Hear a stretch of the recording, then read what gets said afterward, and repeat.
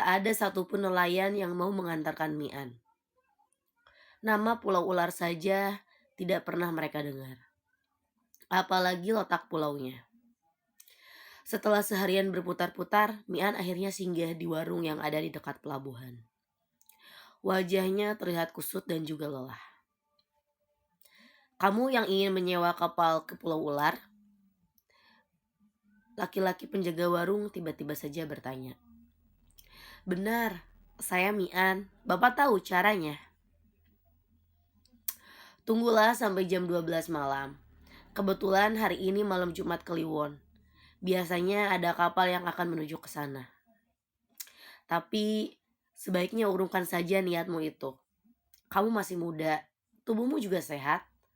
Kenapa tidak bekerja saya daripada mencari pesugihan?" ucap sang laki-laki. "Saya tidak mencari pesugihan, Pak." "Lah, terus untuk apa kamu ke pulau itu? Semua orang di sini tahu tujuan orang-orang ke sana untuk mencari pesugihan," ucap penjaga warung. "Ada urusan yang harus saya selesaikan di sana, Pak," ucap Mian. "Ya sudah, aku cuma mengingatkan saja. Rezeki halal itu lebih bisa dinikmati dan menenteramkan," ucap penjaga warung. "Saya tahu itu, Pak. Terima kasih." Waktu berjalan. Pagi berganti dengan siang dan akhirnya menjadi malam. Mendekati tengah malam, sebuah kapal berbentuk seperti binatang aneh terlihat mendekati pelabuhan. Bapak pemilik warung itu tiba-tiba muncul. Pakaiannya telah berganti. Ia kini lebih mirip abdi dalam kerajaan. "Siapa Anda sebenarnya, Pak?" bisik Mian. "Aku cuma orang terkutuk yang salah dalam membuat pilihan. Namaku Wardi."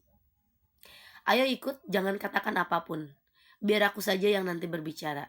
Mudah-mudahan saja cuma pelayan yang ada di kapal itu." "Itu bukan kapal manusiaan. Aku tidak bisa ikut menaiki kapal itu tuh.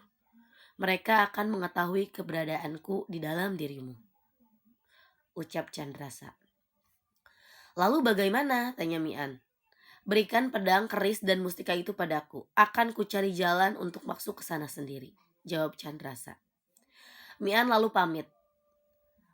Alasan untuk buang air kecil kepada Wandi. Di balik gerundul pohon bambu, ia menyerahkan ketiga benda pusaka itu pada Chandrasa. "Kau tidak curiga aku membawa kabur pusaka-pusaka ini?"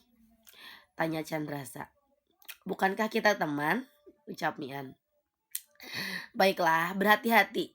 Dari bentuk jin-jin itu, mereka penghuni muara," Chandrasa mengingatkan. "Kita ikuti saja, barangkali memang ini jalan yang harus kita lewati." Mian dan Wardi lalu berjalan menuju kapal. Dua orang yang tubuhnya bersisik, berkepala mirip kabal, dan kerbau. Dua orang yang tubuhnya bersisik, berkepala mirip kadal dan kerbau bau amis menghentikan mereka dengan tombaknya. "Tunggu dulu, siapa pemuda ini?" tanya salah satu dari mereka. "Dia calon pewarisku. Aku mengajaknya agar nanti tahu tempat dan tugasnya," jawab Mardi.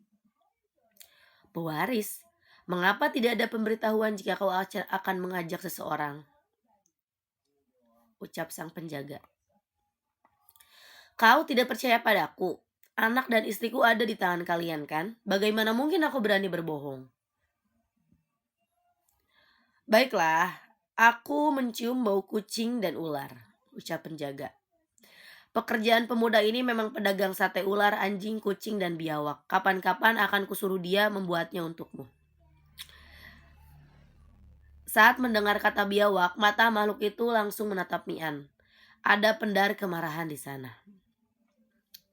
"Ya sudah, ayo cepat naiklah. Aku tidak ingin mati kehabisan nafas di sini. Aroma tempat ini sangat memualkan." Mereka kemudian menaiki kapal. Semua orang yang ada di sana berwajah muram. Sebagian malah meneteskan air mata. Kapal itu sendiri ternyata seperti hidup. Keempat siripnya pipih bergerak sendiri, sedangkan ekornya berfungsi sebagai kemudi. Sepintas bentuknya seperti kepala beleher yang panjang di haluan, mirip dengan gambar dinosaurus yang sering Mian lihat waktu kecil. Ketika Mian menunduk, dadanya berdebar. Mereka memang berada di tubuh makhluk hidup. Tempat yang ia duduki adalah tulang rusuk makhluk itu dan kulitnya yang menjadi badan kapal. Detak jantungnya semakin cepat apalagi saat melihat rantai yang membelit kaki penumpang yang lain. Tak lama kemudian tampak kabut tebal di depan mereka. Kapal itu perlahan melaju menembus kabut. Pemandangan yang ada di balik kabut itu membuat Mian terbelalak. Dengan mulut terbuka. Bagaimana macam makhluk asing yang belum pernah dilihatnya bermunculan. Ada yang melayang di udara, ada yang berenang, dan ada juga yang menaiki binatang-binatang berbentuk aneh. Saat kapal semakin jauh meninggalkan kabut, Mian melihat sikap para pengawal kapal berubah menjadi lebih waspada. Mereka berdiri dan mengawasi setiap pergerakan di luar kapal. Jika terjadi masalah, lompat keluar kapal. Pulau Ular ada di arah matahari terbit, Wardi berbisik. Sebenarnya kita mau kemana, Pak? Tanya Mian. Aku adalah pesuruh jin penguasa Pulau Buayaan. Tugasku menghubungkan jin itu dengan para pencari pesugihan. Mengapa, Pak? Bukankah tadi Bapak berusaha mengingatkanku? Tanya Mian. Panjang ceritanya, An. Wardi lalu bercerita tentang masa lalunya. Saat muda ia adalah seorang pencari reptil. Ular, buaya, dan biawak menjadi buruannya setiap hari. Binatang-binatang itu lalu ia kuliti untuk diambil kulitnya. Karena setiap hari diburu dengan ugal-ugalan, jumlah mereka pun akhirnya jauh berkurang. Semakin sedikit jumlah binatang yang bisa ditangkap membuat Wardi nekat memasuki wilayah terlarang. Peringatan dan larangan dari warga sekitar tidak dihiraukannya. Baginya hal-hal bersifat gaib hanyalah dongeng untuk menakuti bocah-bocah di saat mereka nakal. Perhitungan Wadi benar, muara sungai yang jarang didatangi orang itu penuh dengan berbagai macam binatang. Saat itu kepala Wardi dipenuhi dengan bayangan uang yang akan ia dapatkan nanti. Dengan beringas, dibantailah setiap ular, biawak, dan buaya yang ditemukannya malam itu. Dan Wardi pun panen besar. Tapi ternyata itu adalah awal dari bencana. Saat tiba di rumah, anak dan istri telah tiada. Sebagai ganti mereka, 5 orang manusia berkepala buaya telah menunggu kedatangannya di kamar. Saking takutnya, Wardi sampai terkencing di celana. Mengapa kau bunuh anakku manusia? Tanya manusia buaya yang berwarna putih. Ampun, ampun. Saya tidak tahu jika telah membunuh anakmu, Tuan, ucap Wardi. Tak cukupkah kau habiskan rakyatku di luar muara itu? Bukankah kau sudah diperingatkan? Tolong ampuni aku, Tuan. Aku berjanji aku tidak akan berburu binatang lagi. Tolong kembalikan istri dan anakku, ucap Wardi. Sudah terlambat. Mereka kuambil sebagai ganti nyawa anakku. Ambil saja aku, Tuan, tapi lepaskan mereka, ucap Wardi. Aku ingin kau merasakan kesedihan yang sama dengan yang kurasakan. Tapi aku tidak akan membunuh anak dan istrimu. Jika mau, kau masih bisa bertemu dengan mereka, ucap sang buaya. Benarkah? Tanya Wardi. Tapi ada syaratnya. Syarat itu adalah menjadi juru kunci muara. Tanpa juru kunci, jin-jin buaya itu kesulitan untuk bisa melakukan hubungannya dengan manusia. Juru kunci yang lama telah meninggal dunia tanpa keturunan. Itu akhirnya tak ada yang mewarisi posisi tersebut. Setiap 10 orang baru aku bisa bertemu dengan anak istriku, An, ucap Wardi. Mengapa jin-jin itu tidak langsung saja menemui orang-orang itu? Tanya Mian. Banyak orang yang membatalkan niat atau pingsan setelah mengetahui wujud mereka. Itu alasannya. Apa yang dibutuhkan para jin dari orang-orang tersebut adalah pernyataan dengan kesadaran. Itu yang menjadi syarat sah perjanjian terlarang di antara bangsa mereka dan manusia. Lanjut Wardi. Lalu mengapa Bapak mengajakku? Bukankah tujuanku ke Pulau Ular? Tanya Wardi. Tanya Mian. Beberapa hari yang lalu aku bermimpi melihat anakku, An. Dia bersama seorang kakek dan seekor kucing, ucap Wardi. Lalu apa hubungannya dengan aku, Pak? Kucing itu serupa dengan kucing yang tadi pagi aku lihat bersamamu. Maafkan aku, An. Keegoisanku ini mungkin akan membuatmu celaka. Lagi-lagi aku mengorbankan orang yang tidak bersalah, ucap Wardi. Mungkin sudah takdir Pak, jawab Mian. Sementara hatinya bertanya-tanya, siapa kakek yang muncul di mimpi Wardi? Laju kapal tiba-tiba berhenti. Para pengawal berlarian menuju haluan. Rasa ingin tahu membuat Mian berdiri. Sebuah kapal ukurannya lebih besar lalu melintas. Bulu kuduk Mian merinding saat melihat yang menjadi tali kapal tersebut adalah rangkaian manusia yang saling berpegang satu dengan yang lain. Hal yang sama juga tampak pada tiang dayung dan ornamen penghias dindingnya. Kapal itu milik seseorang penguasa laut ini, An.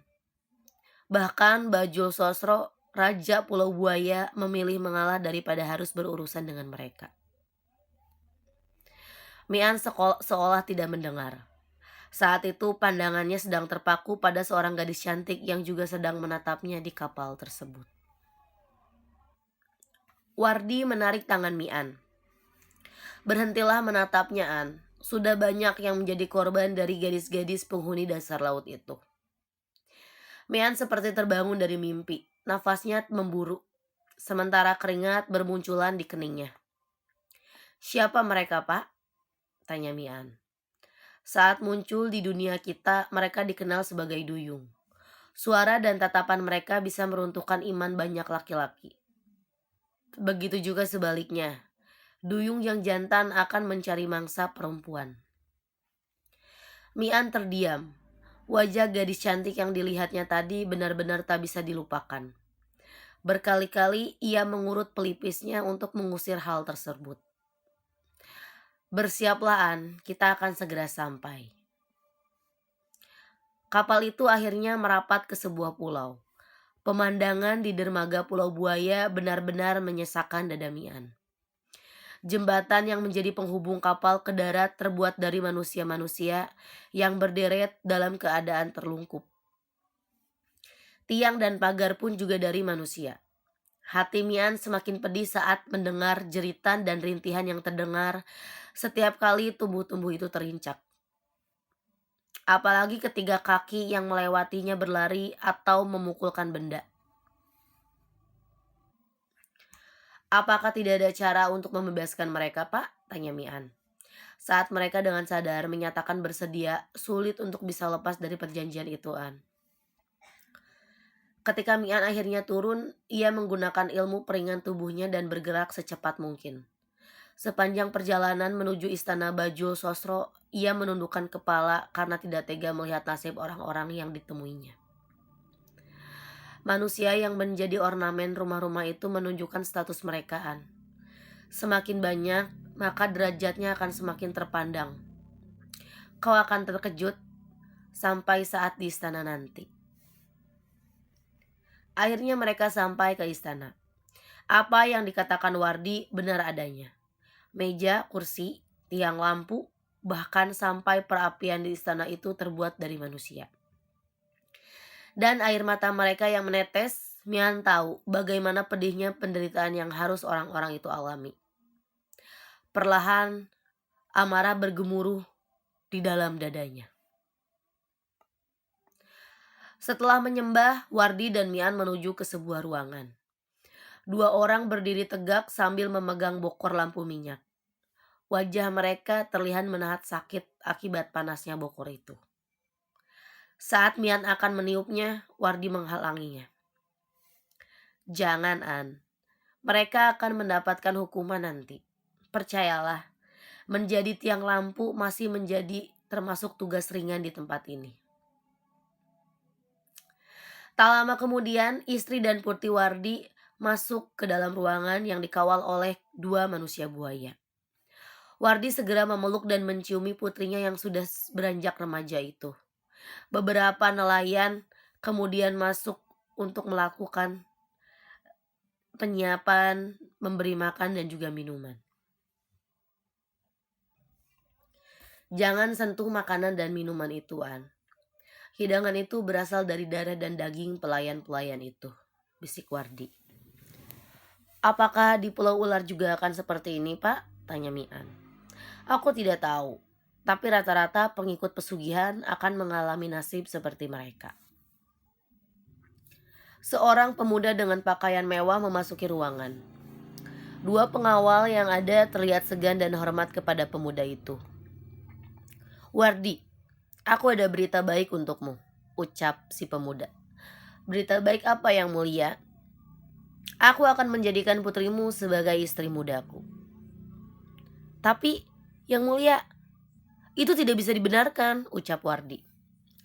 "Apa kau ingin menentangku, juru kunci?" Pemuda itu berubah menjadi manusia buaya. Ia memegang leher Wardi dan mengangkatnya ke atas. Wardi yang tercekik hanya bisa meronta. Mian tak bisa lagi menahan amarahnya. Tangannya berubah warna menjadi merah. Setelah itu dihantamnya dada siluman yang sedang mencekik Wardi dengan sepenuh tenaga. Tubuh manusia buaya itu langsung terlempar keluar ruangan. Dua pengawal yang terpaku karena kaget menerima giliran berikutnya. Kepala mereka pecah dihajar dengan kepalan tangan Mian. "Ayo Pak, cepat kita kabur dari tempat ini," seru Mian. Wardi segera menyeret anak dan istrinya keluar ruangan. Mereka kemudian berlari di belakang Mian menyusuri lorong istana itu. Pasukan pengawal yang berdatangan dihadapi Mian dengan buas.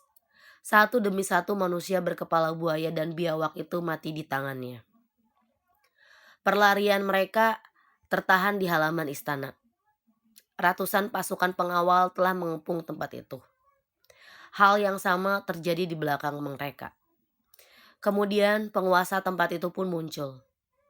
Manusia buaya putih yang bernama Bajul Sosro menatap Mian dengan penuh amarah. "Apa salah anakku hingga harus kau bunuh?" tanyanya. "Apa juga salah Putri Wardi hingga harus menjadi istri dari anakmu? Menawannya di sini juga adalah sebuah pelanggaran," ucap Mian. "Wardi telah membunuh anakku." "Anakmu yang bodoh. Kenapa juga dia harus muncul di dunia nyata? Bagaimana Wardi tahu jika buaya itu adalah bangsamu?" ucap Mian. "Terserah, anakku mati, maka kau pun harus mati. Setelah itu, Wardi dan keluarganya akan menyusul. Bunuh pemuda ini, siapapun yang mampu akan mendapatkan 100 manusia," ucap manusia buaya putih. Ratusan pengawal segera menyerang Mian. Senjata-senjata mereka berdatangan dari segala arah. Mian tentu saja kewalahan, tidak ingin mati konyol, dirapalkan ilmu Kakang Kabah Adi Ara-ari. Tubuhnya pun terbelah menjadi 3. Bajul Sosro yang melihat itu terkejut bercampur kagum. Di samping itu ia merasa senang, terbayang betapa besarnya kekuatan nanti setelah memangsa Sarira Mian. Meski telah memecah kekuatannya menjadi 3, menghadapi ratusan lawan tentu bukan hal yang mudah. Satu demi satu pukulan senjata jin-jin itu berhasil menyentuh tubuh Mian. Perlahan perasaan sedih mulai menyelimuti hati Mian. Bukan kematian yang ia takutkan, melainkan nasib orang-orang yang dicintainya di lereng Laulah yang menjadi beban pikirannya saat ini. Kepungan pasukan Pulau Buaya semakin merapat dan merapat. Tinggal menunggu waktu saja sampai akhirnya mereka bisa mengunci pergerakan Mian. Di saat genting itulah terdengar suara raungan. Condromowo yang telah berubah wujud menjadi kucing sebesar lambu turun ke pelagan. "Maaf agak sedikit terlambat, aku harus mengambil pedang dan kerismu dulu," ucap kucing itu setelah sampai di samping Mian. "Di mana Chandrasa?" tanya Mian. Ia masih bertarung dengan 2 buaya raksasa penjaga gerbau pulau ini. "Apa urusanmu di tempat ini, kucing terkutuk? Kita tidak pernah tersaing di jalan." "Pemuda ini adalah temanku, musuhnya adalah musuhku." Condromowo lalu mengeluarkan pedang dan keris Mian dari mulutnya. Kedua kembaran Mian mengambil senjata-senjata itu. Mian sendiri memilih bertangan kosong. Saat Condromowo bergerak, pertempuran kembali dimulai. 2 buaya pengawal Bajul Sosro yang bersenjata gada dan bindi meloncat ke arah pertempuran. Kedatangan Condromowo dan senjata-senjata itu membuat perlawanan Mi'an menjadi semakin ganas. Energi yang disalurkannya membuat pedang Wesi Kuning menyala merah. Siapapun yang menyentuh pedang itu akan terbakar. Keris naga siluman sendiri ternyata sangat mematikan. Setiap goresannya membuat si korban mati dengan tubuh menghitam. Kedua pengawal Bajul Sosro ternyata tidak bisa berbuat banyak menghadapi keganasan Mi'an dan Condromowo. Keduanya tumbang setelah pedang dan keris Mi'an menembus tubuhnya. Bajul Sosro yang melihat pasukannya semakin berkurang memutuskan untuk menempuh cara yang lain.